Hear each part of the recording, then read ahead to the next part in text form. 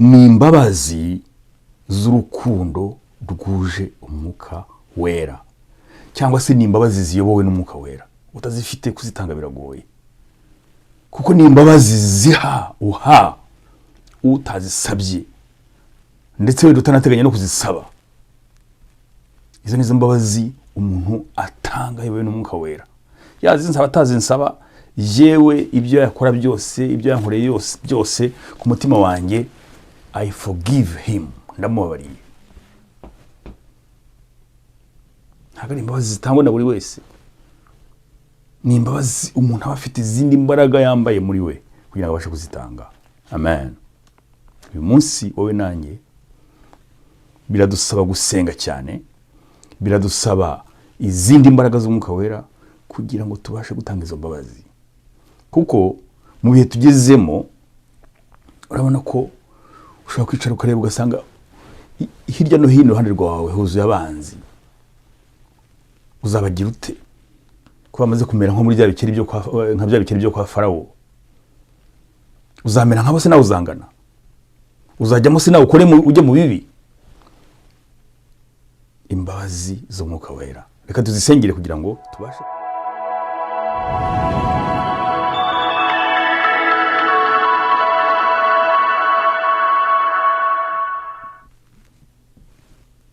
Haleluya. Umukozi w'Imana nanone Evangeliste John Migabo ugiye kubagezaho ijambo ry'Imana. Turabimenyereye rero mu ijambo ry'Imana mu buryo bwa YouTube channel. Ugiye kuri YouTube nyine ukandika Rio and Professional Church TV Evangeliste John Migabo, maze kwisiramo kenshi ubona ubutumwa bwose, maze kubimenyera bo kurikirana. Amen. Ushize twari twabonye imbabazi za gatandatu, arizo imbabazi z'ikirenga. Imbabazi z'ikirenga ni za zindi Imana yahaye isi. Imana imbabazi isi, tubabarirwa ku buntu, yohereza umwana wayo w'ikinege, condition kugira ngo cyangombwa umwizera wese atarimbuka. Ariko utamwizera nta kimana itakoze. Ntabwo wakwidamararira ngo ujye mu byaha ukora ibyo ushaka byose ngo nagire imbabazi ku buntu Yesu yaramfiriye. Ngo basogokuru na basogokuruza barasenze ngo singo ko nsenga. Mu bihugu byateye imbere abatuzaniye Imana bayivanye mu bihugu byateye imbere bazana muri Afrika niko bavuga. Ngo basogokuru barasenze. Ugomba kwisengera, ugomba kwivugana n'Imana. Izo mbabazi twarazibonye simbitindaho. Nakunongeragaho ko kuvuga ngo nubwo tugirirwa imbabazi ku buntu, buri wese akababarirwa imbabazi z'ikirenga, ariko uwizera Yesu wese ni utarimbuka. Mwizera ntyo nawe ukamwizera gutyo. Amen. Uyu munsi tugiye kuri izindi mbabazi za karindwi, ari nazo mbabazi nsorezaho. Ni imbabazi z'urukundo rwuje umwuka wera, cyangwa se ni imbabazi ziyobowe n'umwuka wera. Utazifite kuzitanga biragoye, kuko ni imbabazi ziha uha utazisabye, ndetse we utanateganya no kuzisaba. Izo nizo mbabazi umuntu atanga yewe n'umwuka wera. Yazinsaba atazinsaba, yewe ibyo yakora byose, ibyo yankoreye byose ku mutima wanjye, I forgive him, ndamubabariye. Ntabwo ari imbabazi zitangwa na buri wese, ni imbabazi umuntu aba afite izindi mbaraga yambaye muri we kugira ngo abashe kuzitanga. Amen. Uyu munsi wowe nanjye biradusaba gusenga cyane, biradusaba izindi mbaraga z'umwuka wera kugira ngo tubashe gutanga izo mbabazi. Kuko mu bihe tugezemo urabona ko ushobora kwicara ukareba ugasanga hirya no hino iruhande rwawe huzuye abanzi. Uzabagira ute? Kuba amaze kumera nko muri bya bikeri byo kwa Farawo. Uzamera nk'abo se nawe uzangana? Uzajyamo se nawe ukore ujye mu bibi? Imbabazi z'umwuka wera, reka tuzisengere kugira ngo tubashe kuzumva neza, duhere muri Bibiliya mu isezerano rya kera n'isezerano rishya, turebe uko biri tubwira in Jesus name. Reka dusenge. Uwiteka Mana, turagushimye kuko turemye bumuntu, bishatse kuvuga ngo turemye ishusho ryawe, utwambika urukundo, utwambika amahoro, utwambika imbabazi, kandi udusobanura neza uko tugomba gukunda, uko tugomba gutanga amahoro, nuko tugomba gutanga imbabazi.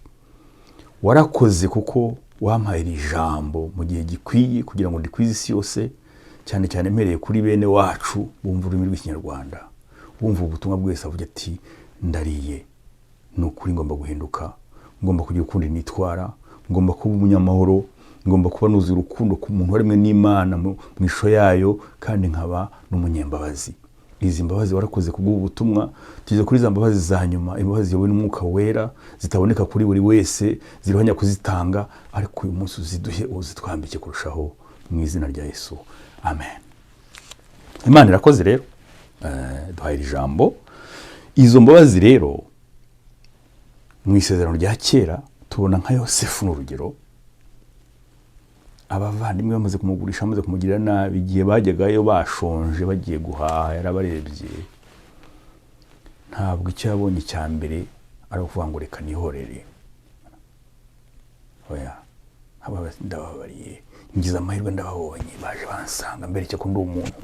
Amen. Ntari inyamaswa, ntari mubi nk'ibyo bifuzaga, ngiye kwereka ko ndi umuntu. N'abavandimwe yababariye batari bamusaba imbabazi. Yosefu.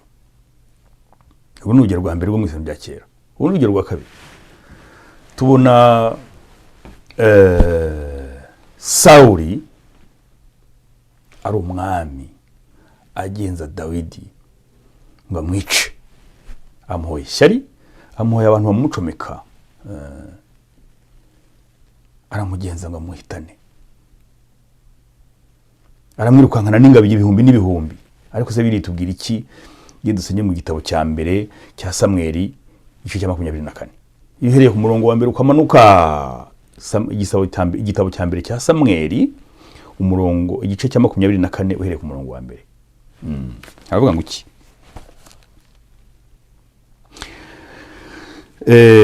Nuko Dawidi arahava, arazamuka atura mu bihome bya Enigedi.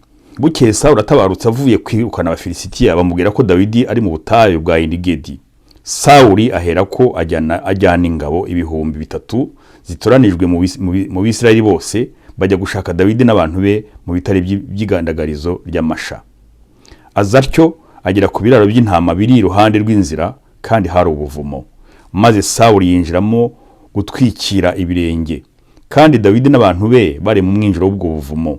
Maze abantu ba Dawidi baramubwira bati, uyu ni wo munsi Uwiteka yakubwiraga ati nzakugabiza umwanzi wawe, uzamugenze uko ushaka.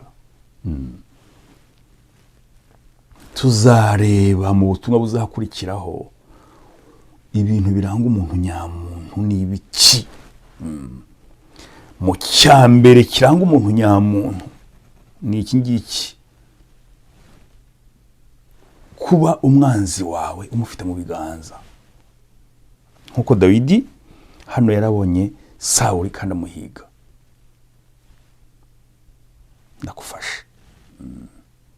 Warangizwa n'iki? Ntabwo ari byo. Dawidi abasirikare baramubwira ati kuraho. Dawidi ngo arahaguruka, aho kugira ngo amwice agesa ku kinyita cy'umwambaro wa Sawuli bucece. Hanyuma Dawidi agira umutima umuhana kuko yageshe ku mwambaro wa Sawuli. Nabyo arabyicujije ubu nawe ukatiraga iki? Yemwiwo ngihorera. Ariko yari afite impamvu abikora. Yagiraga amwereke ko atamwanga. Maze aravuga ati, Uwiteka ndinde kugenza ntya umwami wanjye. Uwiteka yimikisha amavuta, ngahangara kumuramburiraho ukuboko kwanjye, kandi ari Uwiteka yimikisha amavuta.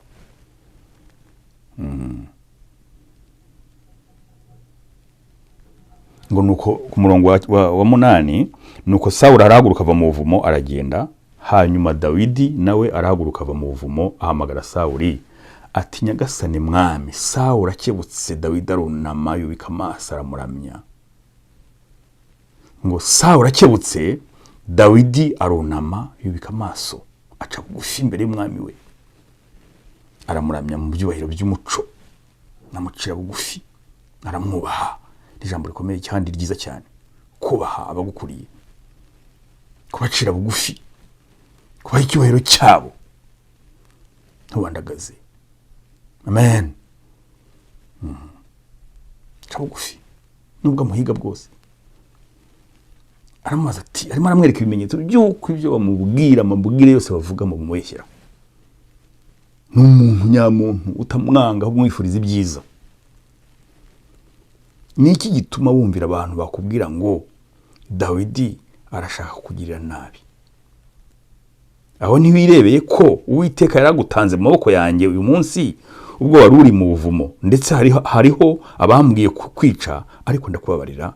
Ndavuga nti sindi burambura ukuboko kwanjye kuri databuja, kuko ari we Uwiteka yimikije amavuta. Kandi data, dore n'ikinyita cy'umwambaro wawe ndagifite mu ntoki. Ubwo nagisha ikinyita cy'umwambaro wawe sinkwice, nukumenye kandi urebe ko nta kibi cyangwa ubugome bindiho. Kandi sinagucumuyeho nubwo uhigira ubugingo bwanjye. Sinagucumuyeho nubwo uhigira ubugingo bwanjye. Ayo ni amagambo ya Dawidi.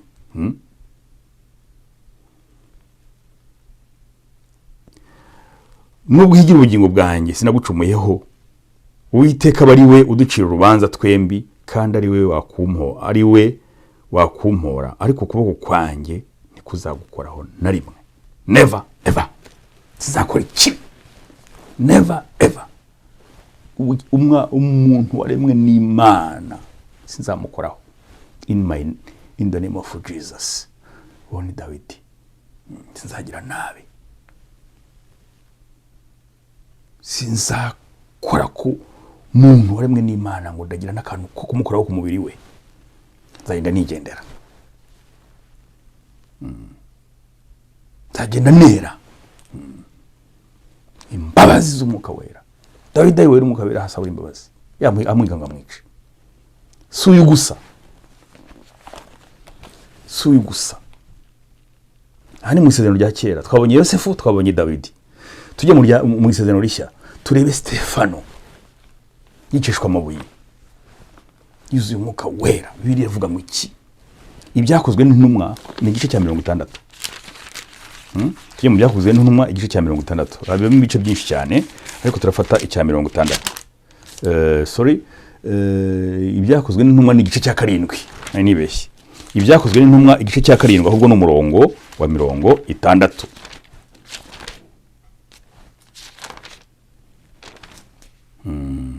Twagire twumve. Ngo bicisha Stefano amabuye, rero ku murongo wa 54. Kuko yavugaga Yesu, yahamyaga Yesu, nta kindi yaziraga. Abayuda bamugirira ishyari, kandi twarabibonye ko na Sawuli yarimo, Pawulo yarimo bamwicaga, ariko nawe yaje guhinduka nyine, arihana kubw'imbuto z'Umwuka Wera. Amen. Turabibona mu kanya. Ingaruka zo gutanga imbabazi z'Umwuka Wera zituma nawe wundi washaka kugira nabi areba akavuga ati ariko I'm wrong, ndimo ndibeshye, ndimo ndamurenganya. Umuntu ashobora kuba nta kibiki. Imyitwarire yawe, ibikorwa byiza imbere y'umwanzi wawe, imbere y'abakurenganya, nijye vuga ati he is human being, uriya ni umuntu. Amen. Buhoro, step by step. Abantu bakagenda bareba. Umuntu nubwo dushaka kumugira nawe, ariko umuntu ni mubi.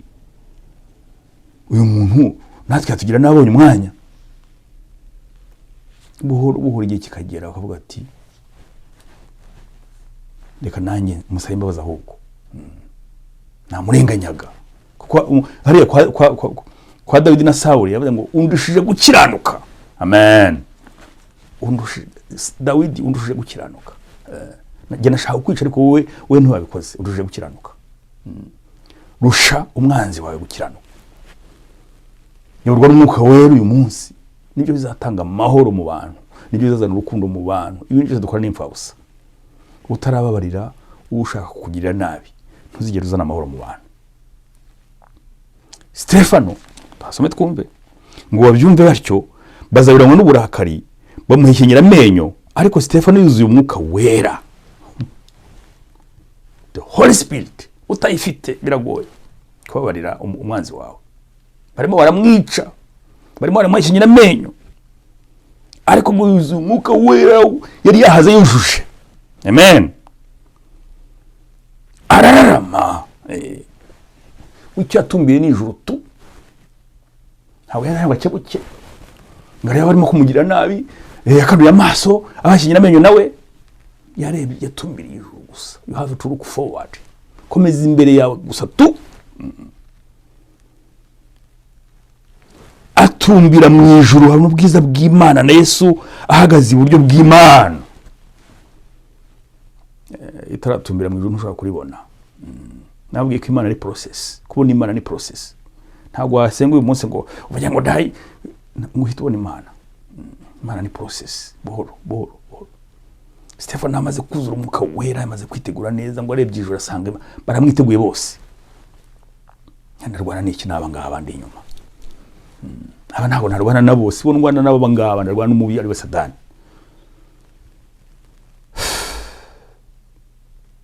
Aba si bo ndwana nabo. Aba n'abavandimwe. Aba ntacyo mpfa nabo. Aba ni bene wacu. Iba n'umuryango wanjye urimo kungira nabi. Aba ntacyo mpfa nabo. I have to forgive them. Ngomba kubabarira.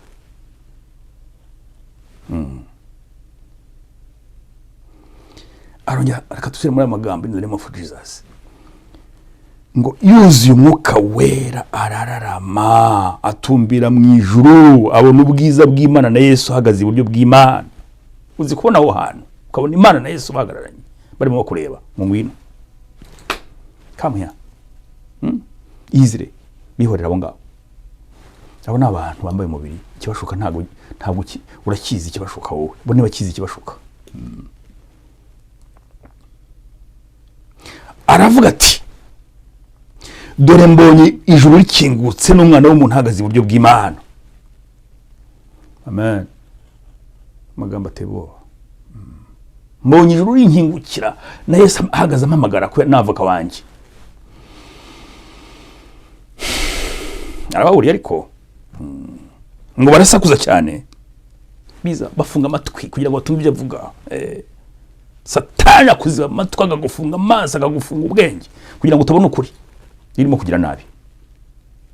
Iyo urimo kugira nabi, Satani agufunga amaso, akagufunga ubwenge, akagufunga amatwi, ni inama nziza zazindi nka yindi umugore wa Pilato yamubwiye ati nyamuneka uwo mukiranutsi n'umukoreho. Abwiye n'umugore agakomeza akabikora. Hari ibintu ndose kuri uwo muntu uramenye n'umukoreho. Pilato yiziba amatwi, umugore amurabuye. Naba nuko bari bameze bari mu Stefano. Ariko hari icyo mbonye, nubwo murimo kunyisha ubwo hari icyo mbonye. Mwitonde. Barasakuza cyane biziba amatwi, bamugwirira icyarimwe, baramukurubana bamuvana mu murwa, bamwicisha amabuye. Abagabo bamushinje bashyira imyenda yabo ku birenge by'umusore witwaga Sawuli. Bakimutera amabuye, arambaza aravuga ati, aha niho nsoreza kuri Stefano. Arambaza aravuga ati, Mwami Yesu, my Jesus, my King, akira umwuka wanjye. Akira umwuka wanjye, wakire ubugingo bwanjye. Take it.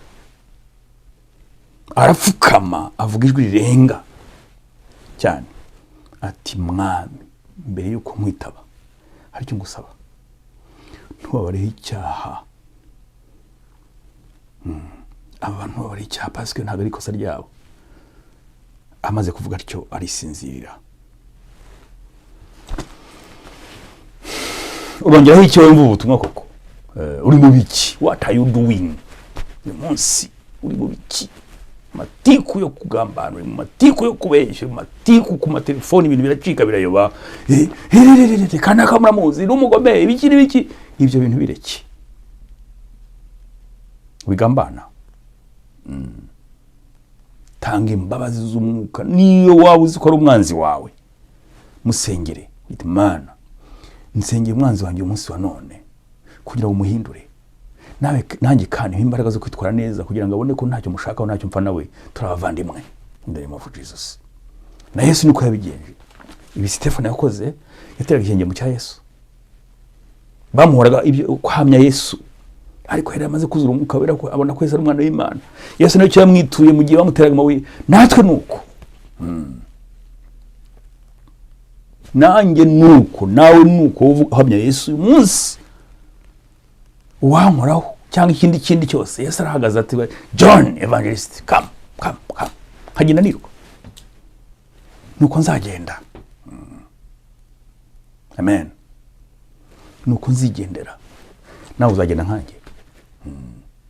Kandi iyi ni process, ntago ari ibintu ipfa kuza ngo uvuge ngo ndabigeraho. Yesu ati abangaba barimo kumbamba ubabarire ko ntibazi icyo bakora.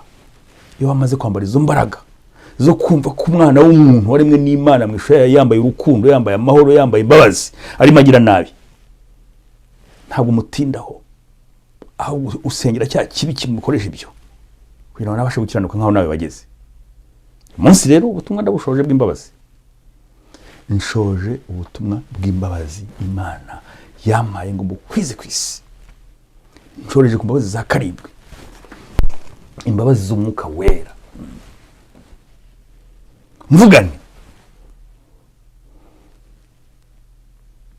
iyo ubuzize imbabazi udashobora kubasa imbabazi ukanga ukinangira, ubwo ndabwira wa wundi wuzuye kwa kudasaba imbabazi agakomeza mu bikorwa byo kugira nabi, ibihembo by'ibyaha n'urupfu. Urugero n'urwa Yuda. Yuda arimo agambanira Yesu, nyuma yaho yari yahuye na bya bice by'ifeza 30 bamuhaye arabijugunya. Satani aragushuka ngo ikibi kiraryoha. Satani aryoshya ikibi. Hano ku isi hari ibintu biryoha cyane, biri ku isi hano biryoha, biba byigaraguyemo kwivamo biragoye. Ariko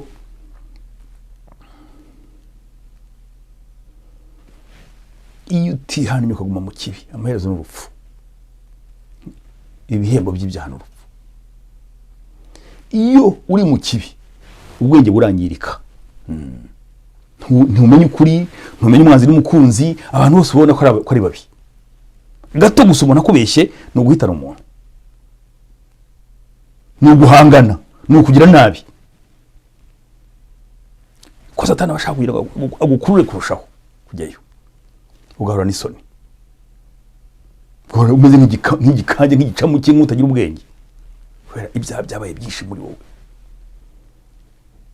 Igihe cyose uba ushaka kwikiza uwo wahemukiye, umubona nk'ukubangamiye, uriya muntu kuko aracyariho, uriya muntu akoreye ibi ndacyamubona mu maso yanjye, ngomba kumwica, ngomba kumuhiga nkamugira nabi.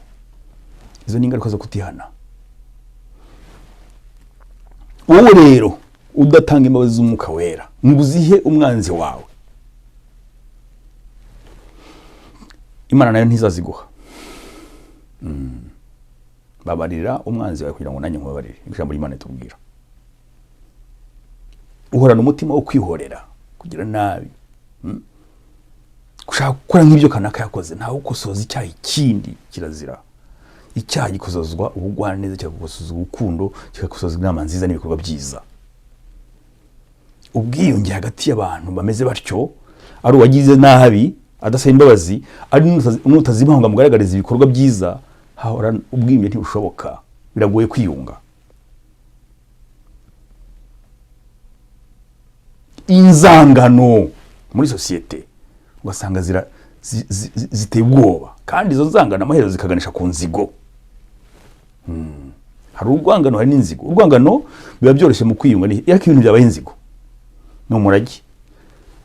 Umubyeyi, umwana, umwuzukuru, umwuzukuruza, bigahora uruhererekane, ibintu bikabyara inzigo mu bantu. Umunsi Imana idufashe kugira ngo ubutumwa butambuke uko mbyifuza nuko ndimo kubyumva muri njye, kuko ibi ngibi bibayeho mu bantu, buri wese akabitekerezaho.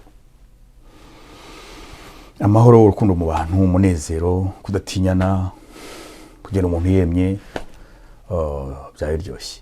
Tubisengere rero. Ndabakunda, Nyarwanda wakunda rwose, ukunda sinabona ko mbivuga. ariko nkumva ko twasangira ijambo ry'Imana mu buryo bwa bundi buri professional, atari bya bindi byo kuzana Imana bayicuritse ngo umenye Imana kandi ugire na nabi, ujya mu rusengero ugira ute ugambana wese kandi urangiza ufate Bibiliya. Never ever, in Jesus name, amen.